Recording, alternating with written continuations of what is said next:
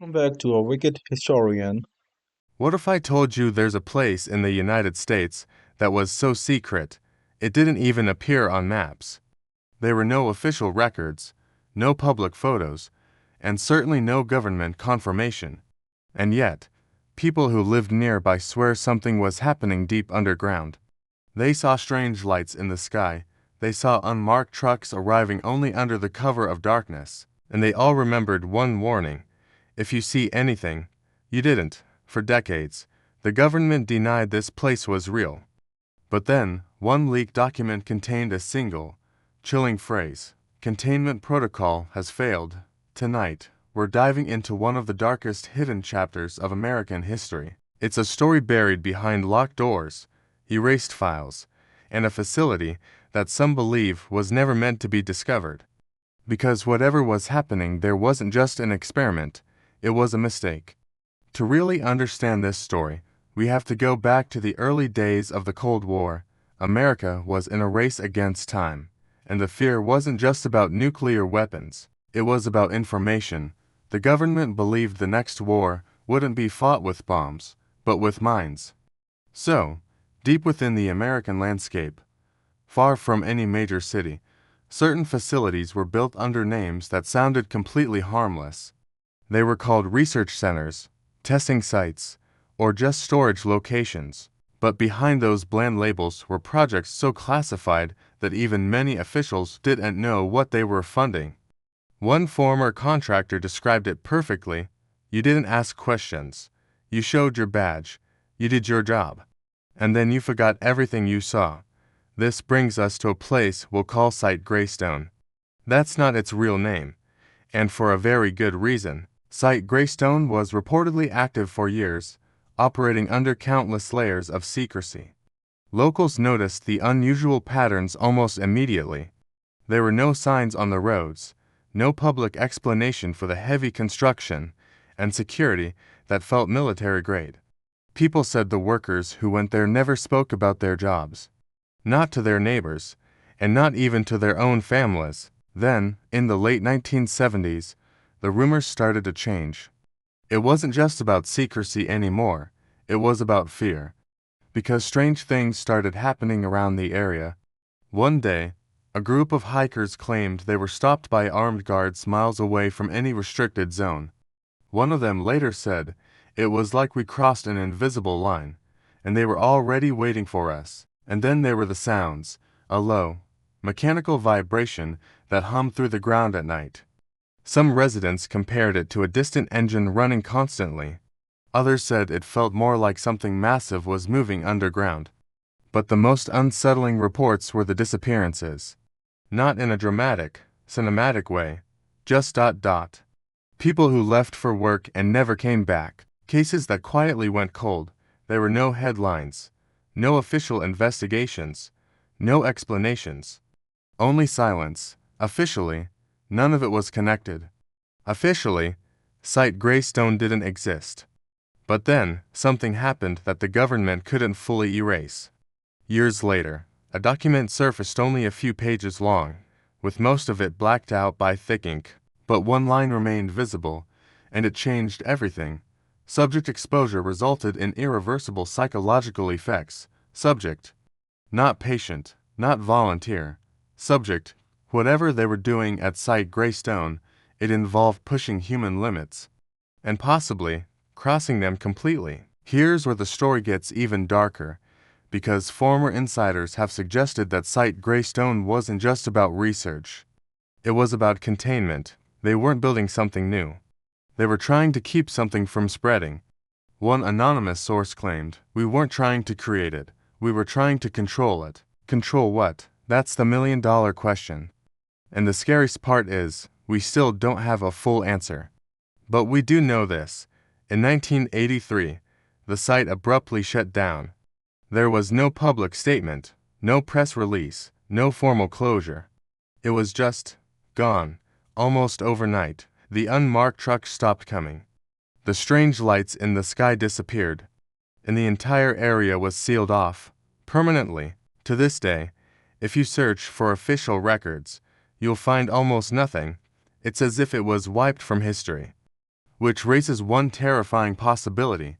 Maybe the site wasn't shut down because the project ended. Maybe it was shut down because something went horribly wrong. But the real reason people still whisper about Site Graystone today is because of what was allegedly found after it closed. Years later, a former security officer made a statement so disturbing, it was never officially addressed. He said, "We weren't guarding the outside from intruders. We were guarding everyone else from what was still inside, and in part 2, we're going to uncover what insiders claimed was left behind, deep underground, and why some believe the facility was never truly abandoned." Stick around, because the darkest part of this story is just beginning. When Site Graystone shut down in 1983, the public never received an explanation. No press conference, no reports, no official goodbye. It was like someone simply flipped a switch and erased an entire, highly classified operation from history. But as you've probably guessed by now, places like this don't just disappear. Especially not when people believe something important was left behind. Years after the shutdown, a strange pattern began to emerge. Locals started noticing activity again, not during the day, when it could be seen, but only at night. A rancher living miles away claimed he saw unmarked vehicles returning to the area, moving slowly, quietly, as if they didn't want to be noticed, and then came the helicopters. Always circling, always without any markings. One witness described it perfectly. It didn't feel like they were visiting. It felt like they were checking on something. And that's when the rumors shifted from simple curiosity to a feeling of deep dread. Because people all started asking the same terrifying question: if the facility was officially closed, why was anyone still guarding it? According to multiple anonymous accounts from former employees, Site Graystone wasn't just a surface compound. It allegedly extended deep underground, not one level, not two, but several. A former contractor, speaking out years later, claimed the real work wasn't being done above ground, it was below. He described long, silent corridors, heavily sealed doors, and entire areas where even staff with top-secret clearance weren't allowed to go. And then he said something truly chilling: some of those rooms were built like containment, not laboratories. That single detail changes everything, because containment implies risk. It implies that whatever was being studied wasn't just a secret, it wasn't fully under control. So, what was the project? Now, here's where we need to be very careful. Many stories online spiral into wild conspiracy theories. But the truth is, the Cold War era did involve real, classified psychological and behavioral research. The government has publicly acknowledged that some of these programs push ethical boundaries far beyond what was acceptable. So the idea of a secretive facility conducting extreme experiments in fantasy. It's a matter of historical record. The real question is, was Site Graystone part of something larger? One leaked memo, which has never been officially confirmed, but is widely discussed in intelligence circles, contained a phrase that stood out: cognitive destabilization observed in subject group C. That doesn't sound like weapons testing. That sounds like something involving the human mind. And former insiders have suggested the project may have focused on things like sensory deprivation, psychological endurance, the effects of extreme isolation, and powerful methods of behavioral influence. Again, nothing supernatural. Just the darker, hidden corners of Cold War science. But even that is disturbing enough.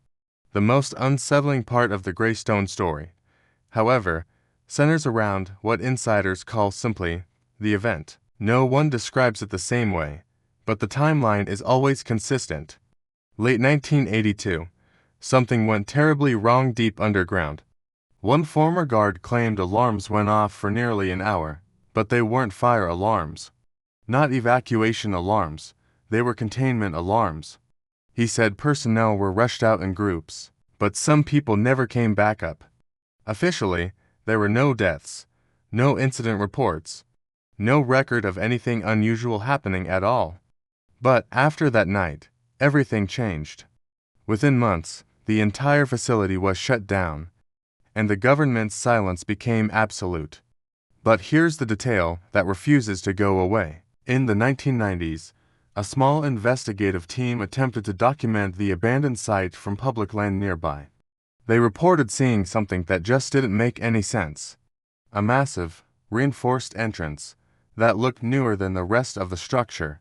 It was as if, years after the shutdown, someone had returned, not to reopen the facility, but to seal something inside permanently. One investigator later said, "It looked less like an abandoned facility, and more like a tomb." But the most frightening claim of all came from that same former security officer, because he said the shutdown wasn't the end. He whispered, "We never emptied the lower levels," and when the investigators asked him why, he replied, "Because some things don't leave once they've been contained." In Part 3, we're going to uncover what may still remain buried beneath Site Graystone, and why some believe the real cover-up wasn't what happened there. By the early 2000s, Site Graystone had become a ghost story. It was a place people referenced in half-jokes or maybe in quiet, hush warnings. Most just assumed it was nothing, another abandoned relic from the Cold War, left to rust and fade into memory. But then, something unexpected happened. A strange document surfaced in a public archive. It wasn't classified, it wasn't hidden away, it was just sitting there, almost as if someone had forgotten to destroy it. On the surface, it was a boring logistical report, full of mundane details. But one line, buried deep within the text, stood out like a siren in the night. It read, "Maintenance teams will continue scheduled inspections on a facility that supposedly didn't exist anymore, a site that was meant to have been shut down decades ago." That simple sentence reignited everything. It suggested something deeply unsettling. Site Graystone wasn't abandoned. It was dormant. So, why keep it a secret? Why go to such great lengths to erase it from history? Well, sometimes the simplest explanation is the most realistic one. If Site Graystone was involved in ethically questionable research, and all signs point to that, then public exposure would have been catastrophic. Not just politically, but morally. It would force a nation to confront terrifying questions about consent, about human experimentation, about psychological harm, and the very nature of government accountability. So, instead of acknowledging it, it was just easier to erase it, to bury it under layers of silence and official denial. And think about this, if something went horribly wrong there, then that secrecy becomes even more critical. Because history has shown us time and time again, governments don't always hide things because they're unbelievable. They often hide them because they are all too believable. The last known statement from an alleged insider came in 2011. An elderly man, speaking anonymously, claimed he worked maintenance at the site during its final years of operation. What he said still sends chills down the spines of researchers today. He said, "The building was empty, but the lower levels were not." He described heavily sealed doors, marked with strange warning symbols. Not the military symbols or hazard labels you'd expect. Just a single word, stenciled in black paint, "Observe," not enter, not research, observe. As if whatever was trapped down there was still being watched, not studied, just watched. If you were to travel near where Site Graystone is rumored to have existed today, you wouldn't find a sign that says "Top Secret Base." You'd find something far more unsettling. Absolutely nothing. No markers, no ruins, no fences, just a vast, empty stretch of restricted land and a palpable sense that you are not supposed to be asking questions. Satellite imagery shows unusual clearings in the forest, unnatural shapes where something once stood, but nothing definitive. And maybe that's the whole point. Mystery thrives in the absence of evidence. The less you can confirm, the more the questions grow and fester. So, what are we to believe? Was Site Graystone a real Cold War behavioral research facility? It's very possible. The timeline and the scattered pieces of evidence suggest that something significant happened there. Was it supernatural? There's absolutely no evidence to support that claim. The truth is often scarier than fiction. It may have simply been a case of humans pushing the boundaries of science and ethics too far, all in the name of national security, and perhaps realizing, far too late, that some doors should never, ever be opened. Because the darkest chapters of history aren't written by monsters, they're written by decisions. Ultimately, the story of Site Graystone serves as an uncomfortable reminder. Not everything is in the history textbooks. Not every story gets told. Some are deliberately sealed away, locked in vaults and buried under official secrets. Not because they didn't happen, but because remembering them would force us to confront what we were once capable of. And maybe, what we are still capable of. So, here's the question I'll leave you with. If a place like Site Graystone really existed, and was hidden so effectively for so long, how many others are still out there, hidden in plain sight, officially denied by our governments, and quietly maintained by crews who don't ask questions? Because history doesn't always stay buried. And some secrets aren't gone, they're just waiting. If you want to uncover more of the dark history the public was never meant to know, make sure you subscribe. Subscribe to A Wicked Historian. Hit the bell so you don't miss the next chapter. Because history still has secrets it hasn't finished telling. Because the next story we're diving into makes Site Graystone look like just the beginning. Thanks for watching.